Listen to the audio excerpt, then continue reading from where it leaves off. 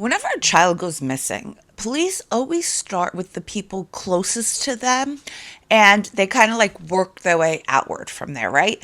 This is because 8 out of 10 times, the reason that they are missing is the cause of somebody that is either extremely close to them or somebody that they know. This case is not as cut and dry because the teen has still never been found and she was pregnant.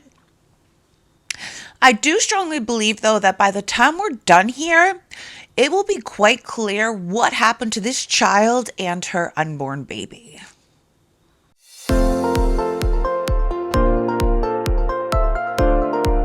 Hi guys, welcome or welcome back. Thank you so much for being here. It's so greatly appreciated. Truly is. Before we get started, let me give you my usual disclaimer. This video is for educational purposes only. Please do not take what I say as fact. Please always do your own research and come to your own conclusions. Next, if you have not liked, subscribed, or commented yet, please consider doing so because it really helps me out and I really appreciate it. And lastly, before we move forward, I have to give you guys a trigger warning on this one because this is an extremely difficult case to listen to. It does include a lot of talk about SA. So if that is something that is triggering to you, please do not watch this video because there is a lot of talk about it. But other than that, if you're ready, let's just jump in and get started. So for the purposes of this video, because the girls are underage, we're going to refer to them as Yana and we're going to refer to the sister as Maya. 16-year-old Jana Sawyer was born on September 6, 2002. She was one of 4 siblings. She had one younger sister, which is Maya, and then she had 2 younger brothers. She is described as extremely intelligent. She had a lot of girlfriends.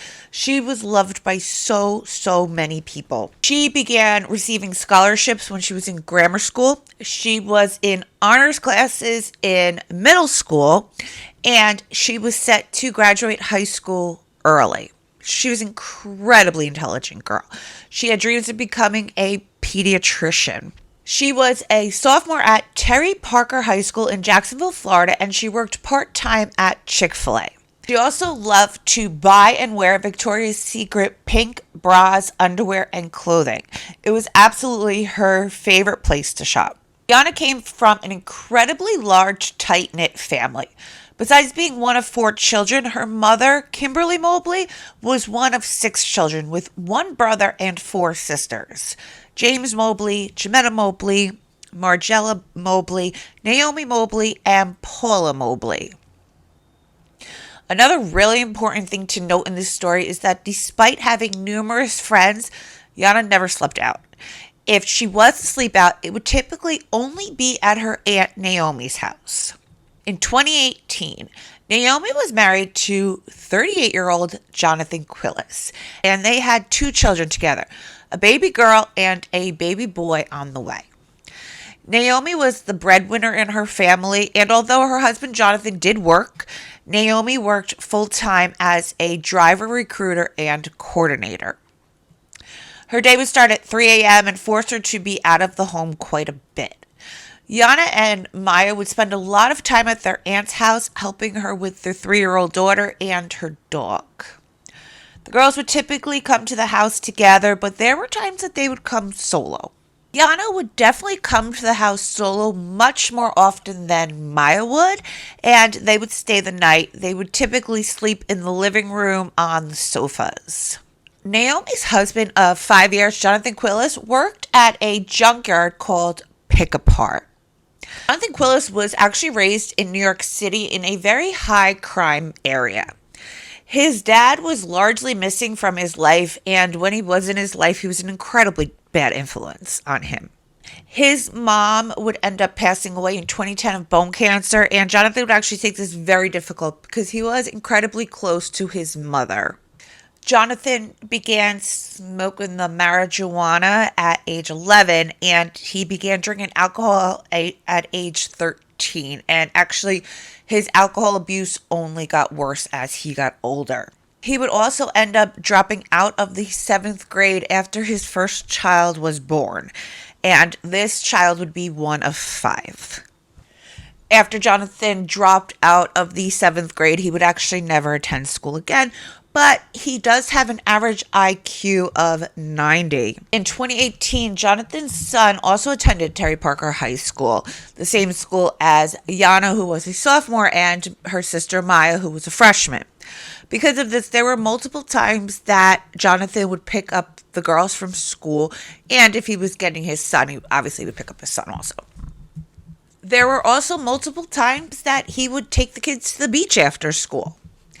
It would later come out that on one of their outings at the beach, Maya was in the water when her uncle Jonathan began touching her inappropriately while Yana was on the sand with Quillas' daughter. Maya would be 13 at the time. Another time, Maya is sleeping at her aunt's house when in the middle of the night she wakes up. Her uncle is on top of her, and her shorts had been taken off, and then he R-words her. There's also another time that Maya and her uncle are in his van with the baby cousin, and he made her get into the back seat of the van, and he began to touch her inappropriately again. Jonathan would spend a lot of time in the car alone with Yana as well. This was because she needed to acquire a particular amount of driving hours in order to move forward with her driving test. So Jonathan offered to be the one to complete the hours with her. Another cousin that we will just call ID. For context, ID's father is married to one of the Mobley sisters, Paula.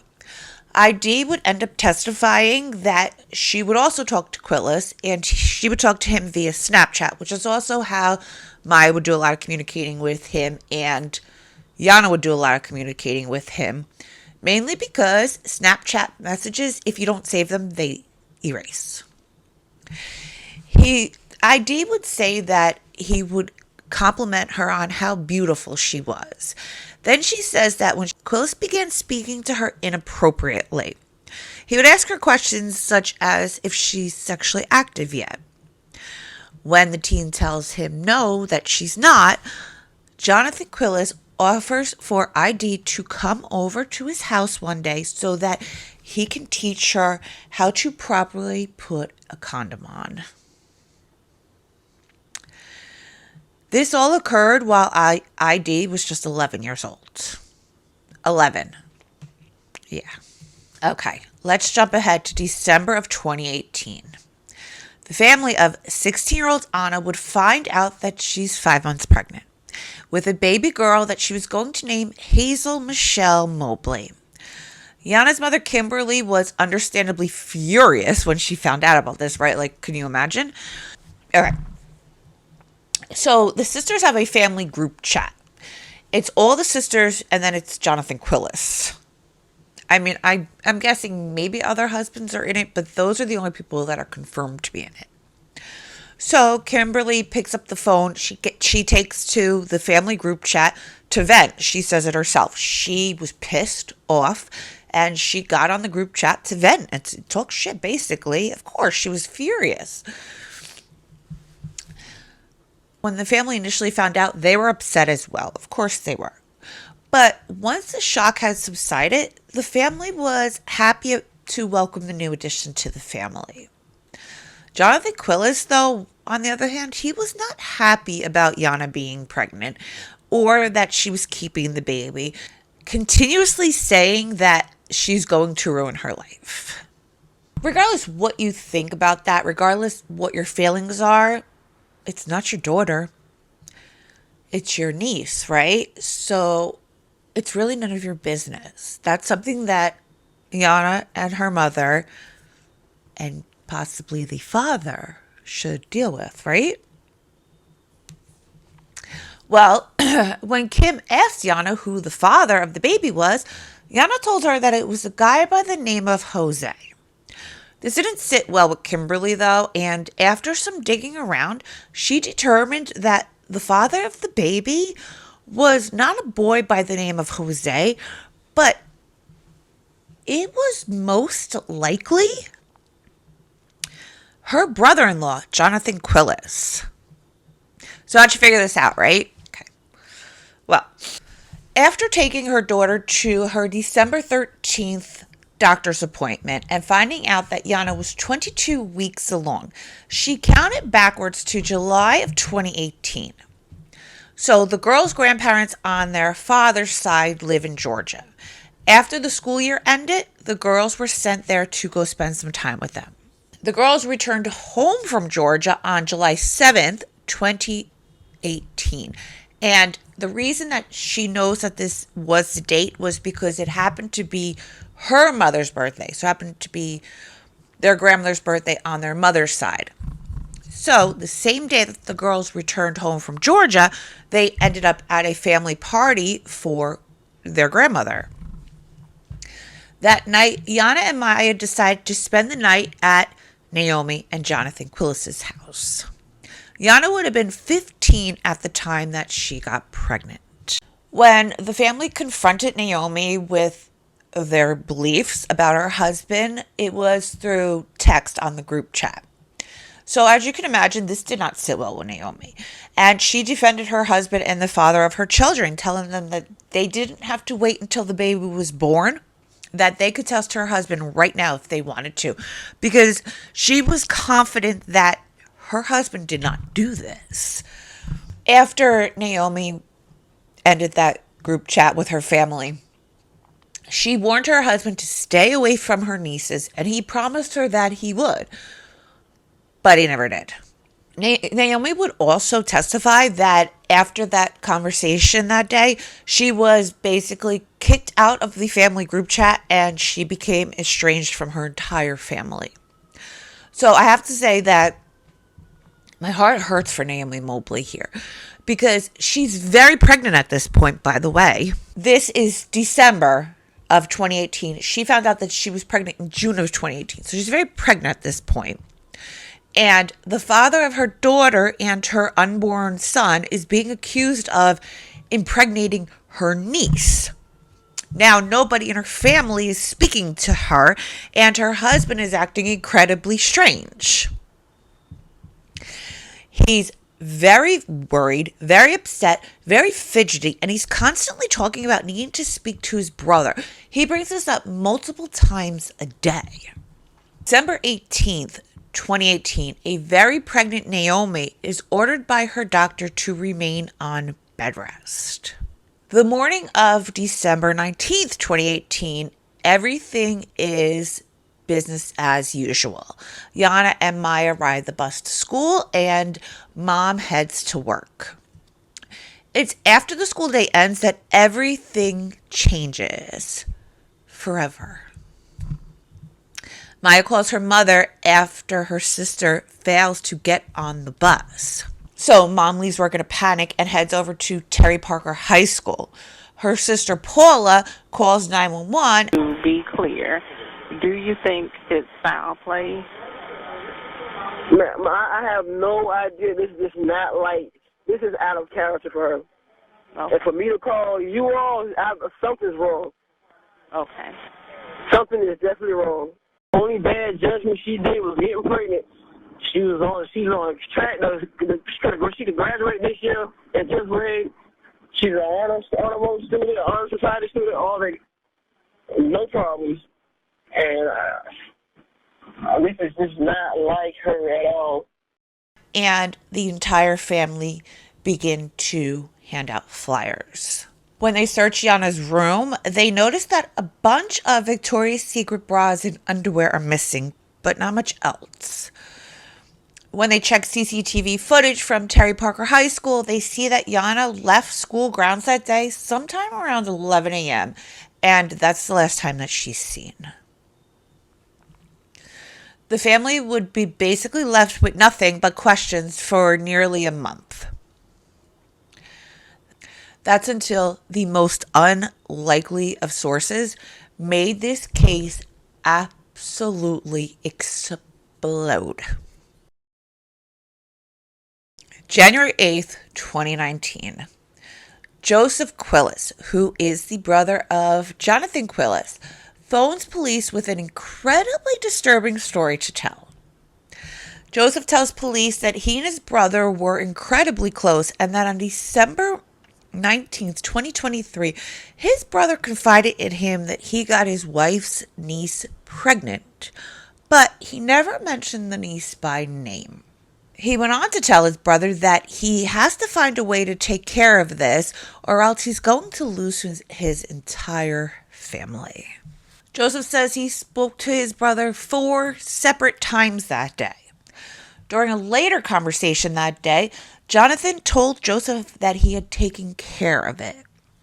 In another conversation that day, Jonathan told Joseph that he planned with Yana to pick her up early from school that day so that the two could run away together.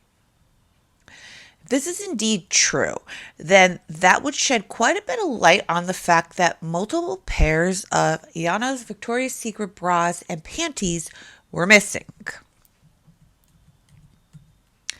He says that he left work that day around 11 o'clock and went to pick her up. CCTV footage from the job site shows this to be true. Jonathan leaves the site at 11:17 a.m. and doesn't return back to the job site until 12:30 p.m. Jonathan's boss at Ace Pick-A-Part stated that on December 19th, 2019, Jonathan Quillas checked into work at 8:08 a.m. and punched out of work at 5:09 p.m. He says that despite the CCTV showing that he left the premises that morning, he never punched out. Jonathan goes on to tell his brother that Yana was seated in the front seat of his minivan when the two returned to Ace Pick-A-Part. To be clear, this job site is incredibly large and it holds a number of cars that are set to be crushed. He entered the job site and went to a spot on the site where employees rarely visit it, customers were not allowed to go, and there were no CCTV cameras. He tells his brother that he had Yana sit in the front seat of the car when he began to her. He goes on to say that he had to stop, though, because it was making him sick to his stomach. So, we all know that is a very up close and personal crime and that it takes quite a bit of strength and quite a bit of time. At least 2 to 3 minutes, maybe even as long as 5 minutes for a person to pass. He goes on to tell his brother that instead he chose to pull out his handgun and shoot the pregnant teen 1 time in the chest, killing her.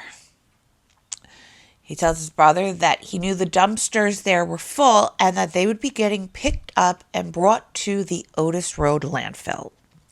So he wrapped Yana up in a blanket, placed her in a tote, and threw her in the dumpster that was getting ready to be picked up. And then he destroyed the vehicle that she was killed in. So the way that works is that the cars are crushed, like down to the size of a really large box. Then they're placed on a semi and they're driven somewhere else where they are either sold or completely destroyed.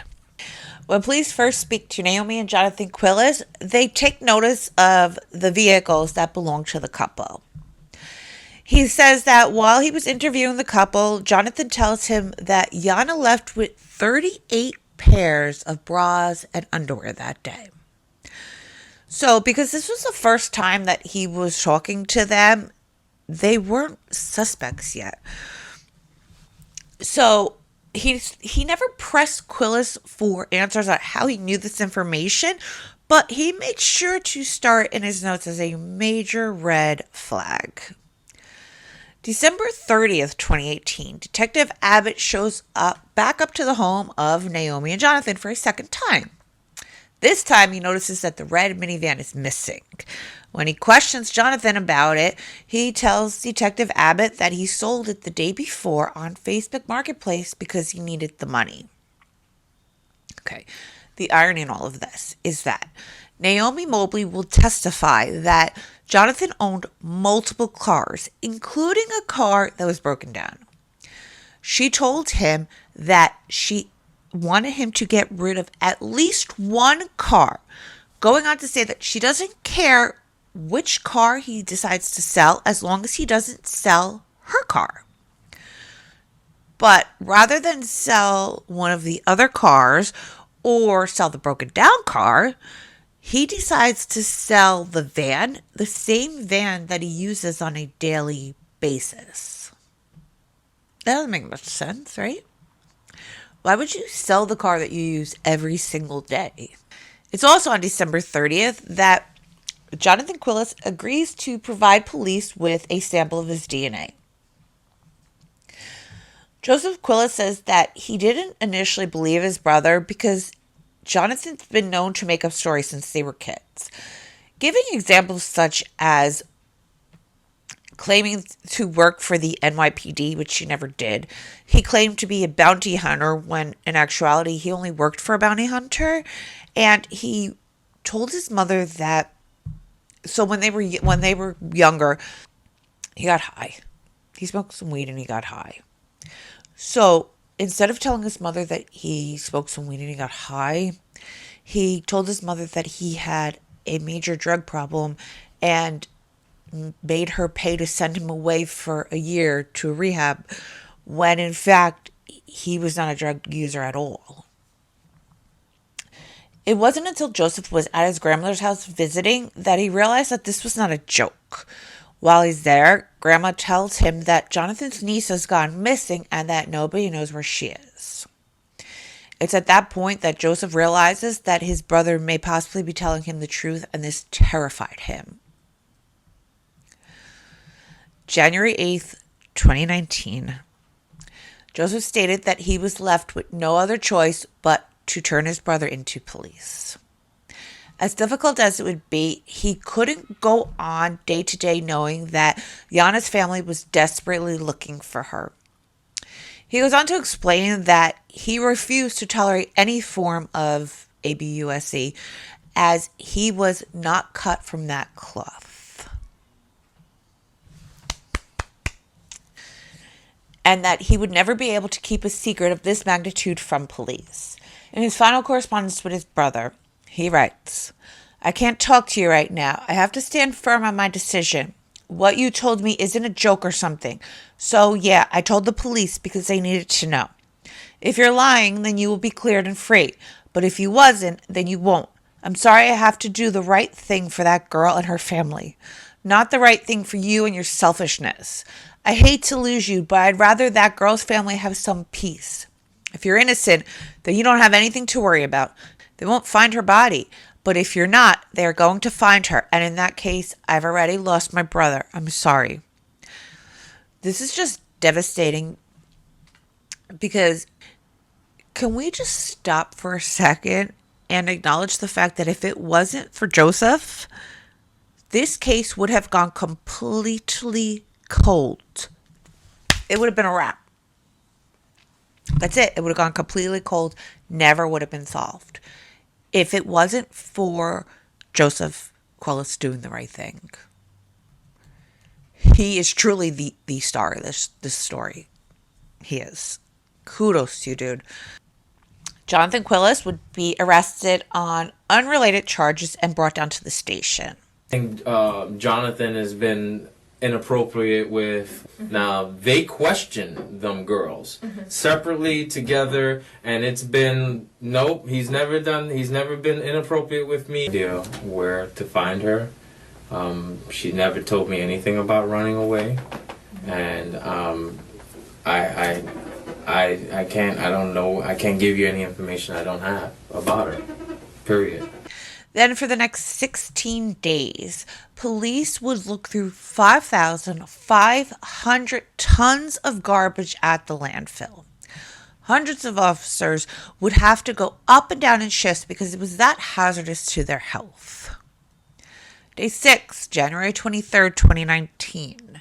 Day 7, January 24th, 2019. Day 8, January 25th, 2019. Day 9, January 28th, 2019.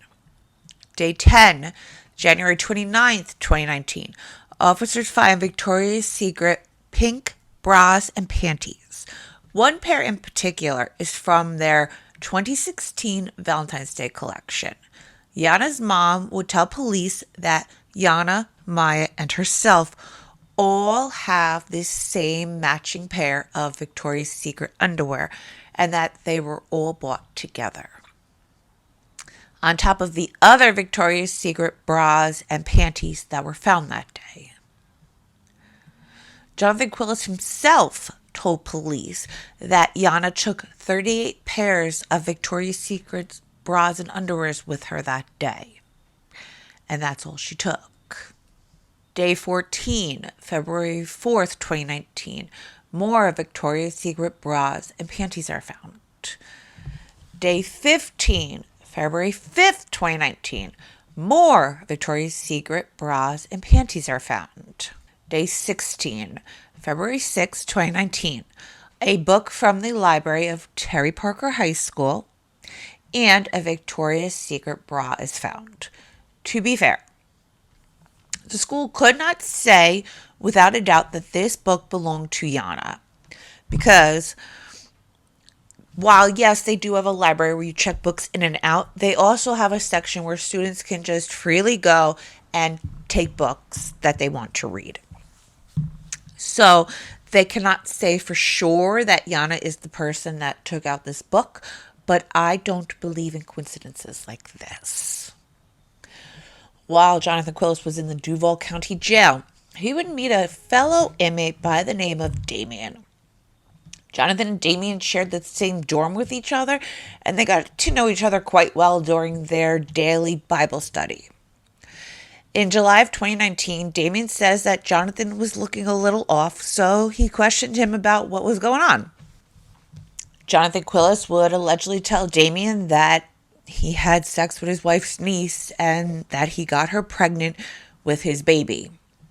He tells Damien that he told his niece to get rid of the baby, but she refused, saying that he knew if she had the baby that he would lose his entire family.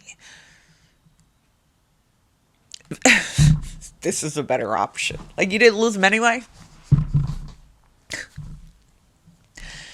That's when he tells Damien that he had to get rid of the niece. So he told her that the two of them would run away together so that they could be together and that they could raise this baby. On a side note, think back to when you were 16 years old, right? Yana thought that she was in love with this man. By the way, her sister says that she thought she was in love with this man. She's having his baby, and this man is telling her everything that she wants to hear. She didn't have boys falling at her feet. She was a homebody. She had lots of friends, but she had very few boyfriends, if any.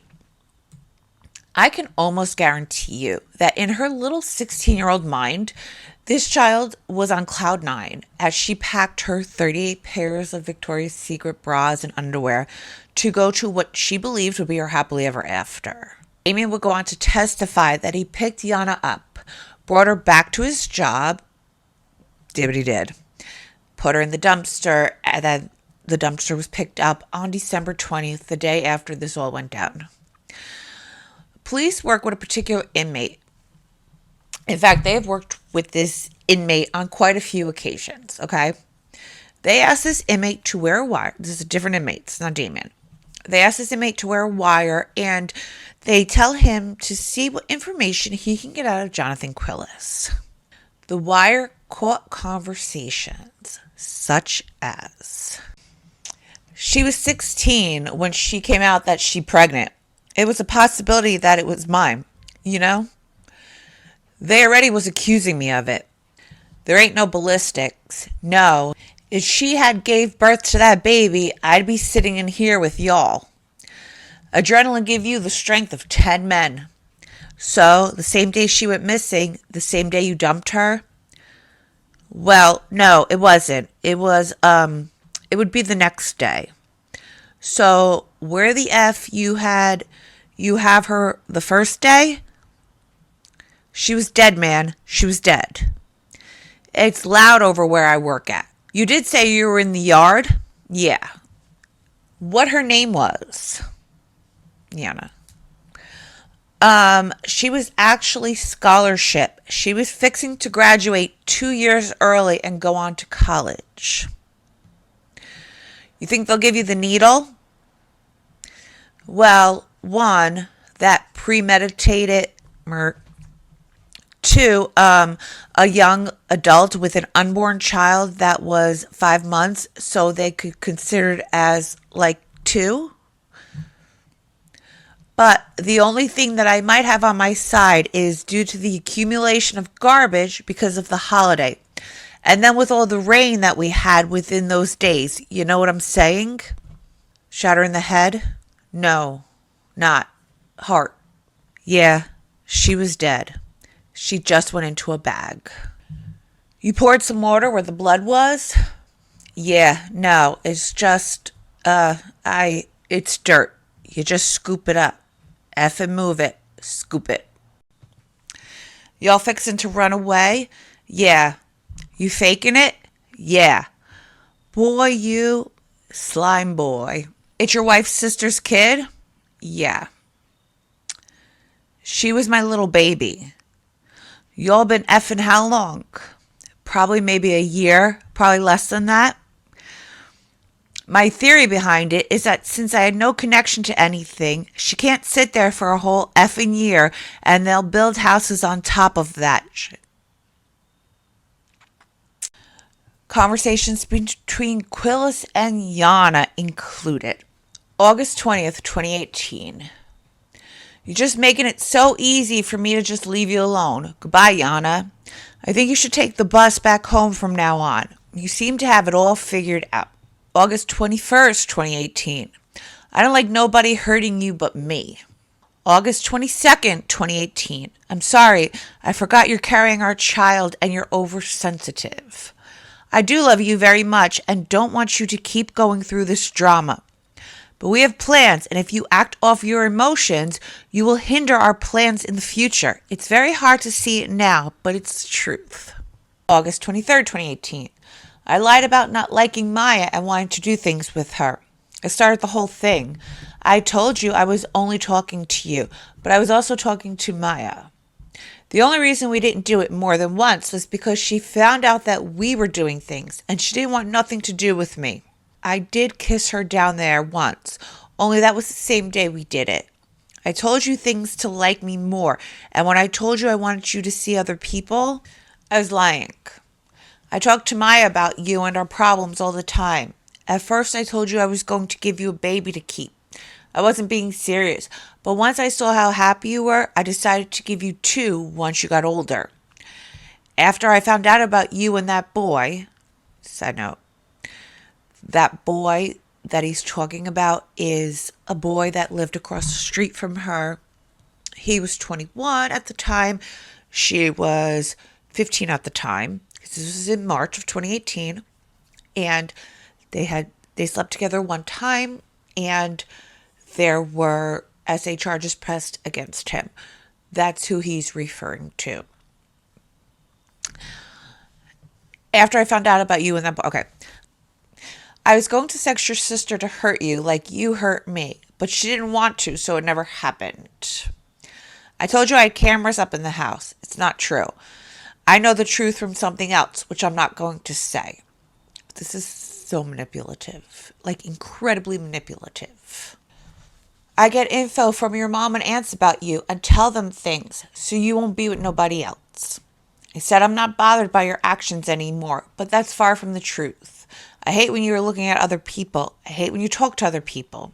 I stopped wanting Maya after she turned me down the last time. I got it in my head that it's not going to happen, and she just lay there, so no. And she was much looser than you. August 26, 2018. Laugh out loud. You'll be my best friend when you're pregnant. I'll cook for you till you can't eat no more. August 29th, 2018. I've been kicked down there so much, I'm not sure how you're even pregnant. September 7th, 2018. Yeah, so I need you to be like 100% with me at all times. I'm just so in love with you. I'll kill you and cry. You're stuck with me until you die. I love you way too much to let you go, so you're not going to have no life. While on the stand, Naomi tells the jury that her husband called her from jail shortly after the arrest. A pair of underwear that belonged to Yana was in their home, and it was handed over to police. There was DNA found in the crotch area of the underwear, and that came back as a match to Quillas. So Quillas claims that it was from him putting him in the wash machine. So, anyway, Naomi says that when he called her from jail, she says to him, "Tell me the truth." To which he responds, "I want to tell you the truth, but the people listening will take it the wrong way." Naomi says that it was at that point that she knew her husband and the father of her children were responsible for the death of her niece. Change in his behavior after she went missing. Prior to that, he was fidgety and nervous and always speaking about the fact that he could not get a hold of his brother. He was restless. After she went missing, then he slept like a baby. And I'm aware of this because I was very pregnant and I was up every hour on the hour to go to the bathroom as he slept like a baby. Yana's body's never been found. I'm pretty sure it will never be found. No blood has ever been found. No DNA has ever been found. I don't think it ever will. But it doesn't matter because on September 21st, 2023, Jonathan Quillas was found guilty of Jana Sawyer and her unborn baby girl. On September 25th, 2023, a jury sentenced Jonathan Quillas to life in prison with no possibility of parole. If I'm being honest, I was shooting for the death penalty just because of everything, just because of everything. And the baby and this girl, she was 16 years old. But I suppose anything is better than nothing, right?